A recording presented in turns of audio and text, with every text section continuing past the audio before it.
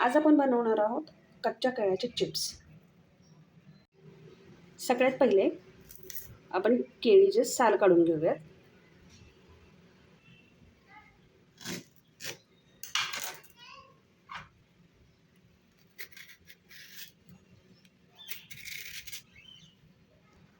अशा पद्धतीने आपण सर्व केळ्यांचे साल काढून घेतलेले आहेत। एका वाटीमध्ये थोडीशी हळदी पावडर,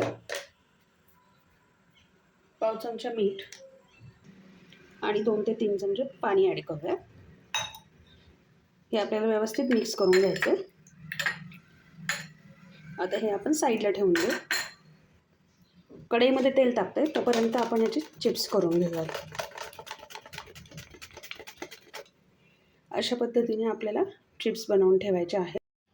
अशा पद्धतीने आपण सर्व चिप्स बनवलेले आहेत। कढईमध्ये आपण तेल तापवलेलं आहे। आता यामध्ये आपण थोडे थोडे करून हे चिप्स तळून घेऊयात।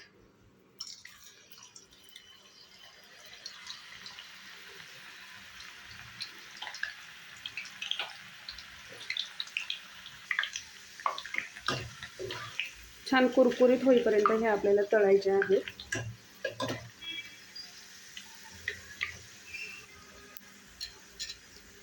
आता यामध्ये आपण हळद, मीठ आणि पाणी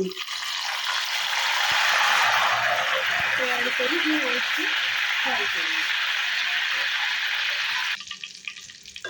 छान गोल्डन कलर आला की आपण याला प्लेटमध्ये काढून घेऊया।